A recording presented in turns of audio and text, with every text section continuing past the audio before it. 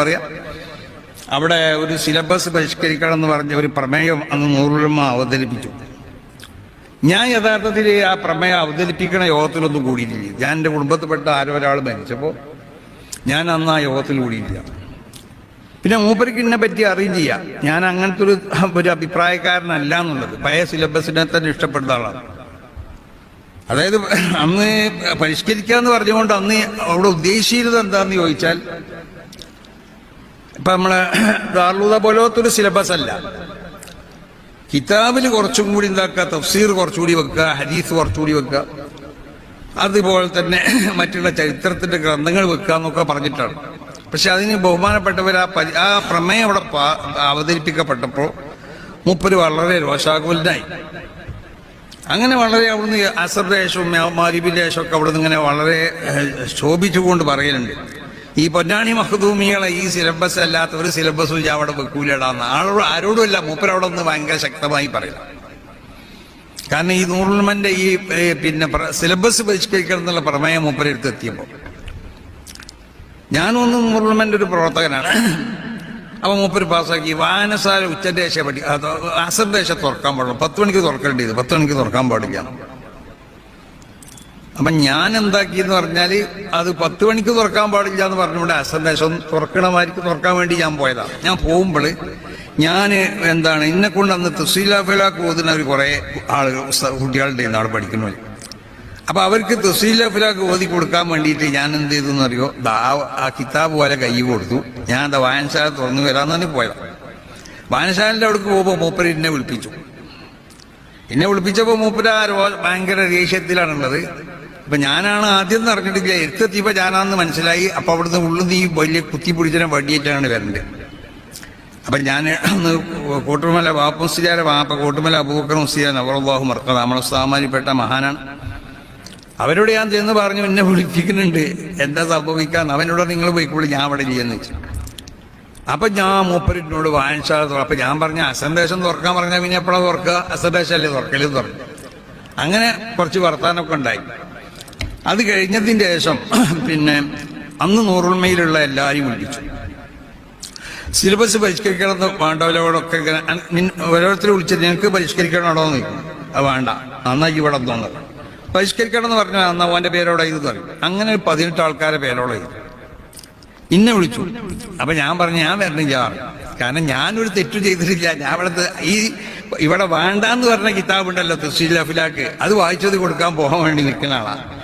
മൂപ്പര് പറഞ്ഞ സമയത്താണ് ഞാൻ വായനശാല തുറന്നത്. പിന്നെ എന്തിനാ ഇന്നെ വിളിക്കണേ, ഞാൻ വരണില്ല. അപ്പൊ പറഞ്ഞു, തങ്ങൾ വരണില്ല, തങ്ങളെ പേര് മുകളിൽ എഴുതുന്നു. അപ്പൊ പുറത്താക്കണ കൂട്ടത്തിൽ എൻ്റെ പേര് മുകളിൽ എഴുതി. അങ്ങനെ അവിടുന്ന് 18 ആളെയും പുറത്താക്കി. മൂപ്പര് എന്താക്കി, ഇന്നെ മാത്രം തിരിച്ചു. അപ്പൊ അന്ന് മൂപ്പര് പറഞ്ഞ ചില വാക്കുകളുണ്ട്. തങ്ങൾ പിന്നെ കിതാബൊക്കെ തീരുന്ന ആളാണ്, തങ്ങളെ നമുക്ക് ആവശ്യമാണെന്നൊക്കെ പറഞ്ഞു. ആ ആവശ്യമാണ് പിന്നീട് നടന്നത്. നന്ദിയിലൊക്കെ മൂപ്പരപ്പം മുദരിസായതും ഇതൊക്കെ അത് തന്നെയാണ്. അപ്പൊ എന്നെ മാത്രം തിരിച്ചെടുത്തു. ഞാൻ പിന്നെ ആ വർഷം അവിടെ പൂർത്തിയാക്കി. പിറ്റത്തെ വർഷം തെക്കുമ്പാടെ നമ്മളെ ഉസ്താദ് ബാപ്പുലിയൊപ്പം പിരിഞ്ഞു പോയി. പിന്നെ അതിൻ്റെ ശേഷം ദൈവം പോയി.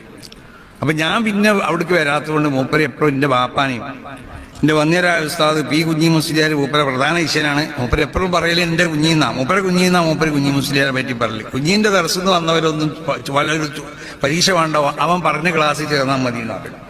അത്ര ഇഷ്ടമാണ് ഉസ്താദിനോട്. അപ്പൊ ഉസ്താദൊക്കെ എന്നോടൊക്കെ പറയും, ഞാൻ തങ്ങളാ മുത്തവല്ല് 6 മാസം പേര് വിളിച്ച് മൂപ്പര് വന്നില്ല. എൻ്റെ വാപ്പാനെ കാണുമ്പോഴും പറയും, നിങ്ങളെ മകനെ 6 മാസം പേര് വിളിച്ചു വന്നില്ല. അങ്ങനെ ഞാൻ ദൈവം നിന്നൊക്കെ വന്നതിന് ശേഷം മൂപ്പര വീട്ടിൽ പോകണം, എന്തായാലും മൂപ്പരെടുത്ത് പോകണം എന്ന് വിചാരിച്ചു.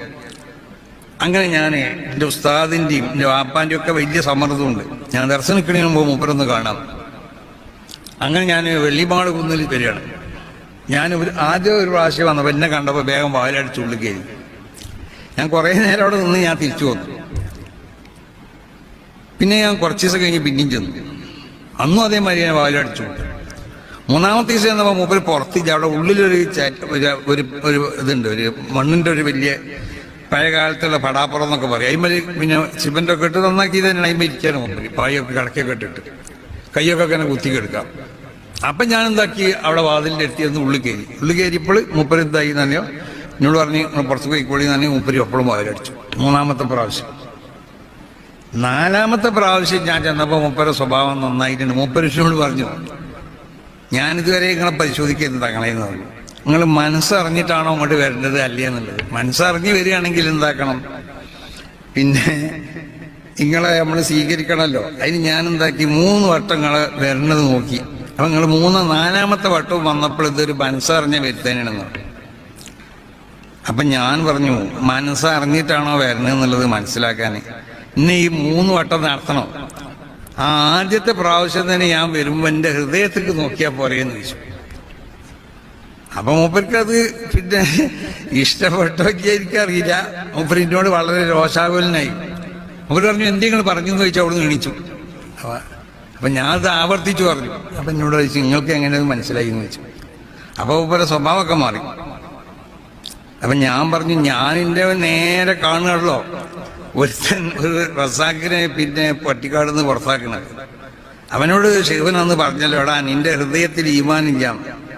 അത് ഞാൻ നേരെ കണ്ടതല്ലേ.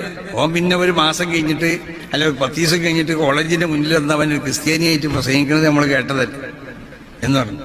അപ്പൊ മൂപ്പര് പറഞ്ഞു, നിങ്ങൾ അതുകൊണ്ട് നിങ്ങളിത് ആരോടും പറയരുത്. ഇതാണ് ബഹുമാനപ്പെട്ട ശൈഖുനാ ശംസുൽ ഉലമ എന്നോട് പറഞ്ഞത്. അത് നിങ്ങൾ ആരോടും പറയരുത് ഈ സംഭവം. ഞാൻ മരിക്കണ വരെ അതങ്ങനെ വല്ലാതെ അധികമായിട്ട് പ്രസംഗിക്കില്ല. അവർ മൂപ്പര് മരിക്കണ വരെ ഞാനത് വളരെ, കാരണം മൂപ്പർക്ക് ആവില്ലാന്ന് മനസ്സിലാക്കിയിട്ട് ഞാനത് എന്താവലില്ല, പിന്നെ പരസ്യമായി പ്രസംഗിക്കാറില്ല. കാരണം മൂപ്പരോട് ബന്ധപ്പെട്ട ഒരു വലിയൊരു അത്ഭുത സംഭവമല്ലത്. അതായത് ഒരാളെ ഹൃദയത്തിലുള്ളത് നോക്കിയാണല്ലോ മൂപ്പര് പറയണത്. മജീഷേഖ് തങ്ങൾ പറഞ്ഞതുപോലെ കുട്ടിയകത്തുള്ള വസ്തുവിനെ പോലെ കാണുമ്പോൾ ഞാൻ നിങ്ങളെ കൽഭാഗം എന്ന് അവിടുന്ന് പറഞ്ഞില്ലേ. ഹൃദയത്തിൽ നോക്കിയിട്ട് അവന്റെ ഹൃദയത്തിൽ ഇമ്മാൻ ചെയ്യി ഇപ്പൊ അവിടുന്ന് പോകണമെന്നാ. അങ്ങനത്തെ ഒരുപാട് അനുഭവങ്ങൾ പട്ടിക്കാട് ജാമിയ നൂരിയിൽ നമ്മൾക്ക് ഉണ്ടായിട്ടുണ്ട്. ഇതങ്ങനെ ഞങ്ങളിങ്ങനെ പരീക്ഷയ്ക്ക് ആദ്യം വന്നപ്പോൾ കുറേ കുട്ടികൾ ഇങ്ങനെ പരീക്ഷയ്ക്കില്ല. അപ്പൊ മൂപ്പർ ഇങ്ങനെ വന്ന് എല്ലാവരെയും നോക്കിയിട്ട് പറഞ്ഞു, ഇവൻ വേണ്ട ഇവൻ വേണ്ട എന്ന് പറഞ്ഞു. അവനോട് ഇടിച്ചു പോകാൻ പറഞ്ഞു. നമുക്ക് തോന്നി എന്തിനാണ് ഇവരെ ഷെഹുവിനെ പുറത്താക്കിയത്.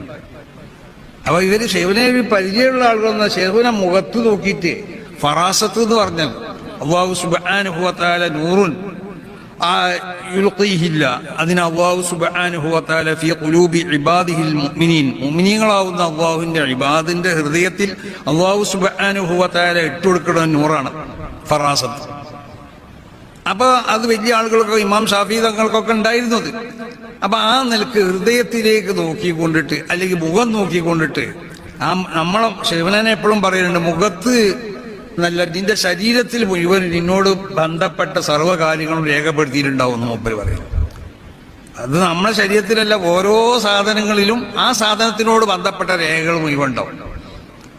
ആ രേഖകൾ നോക്കി മനസ്സിലാക്കുന്നവരാണ് അല്ലാഹുവിന്റെ അമ്പിയാക്കന്മാർ, അല്ലാഹുവിന്റെ ഔലിയാക്കന്മാർ.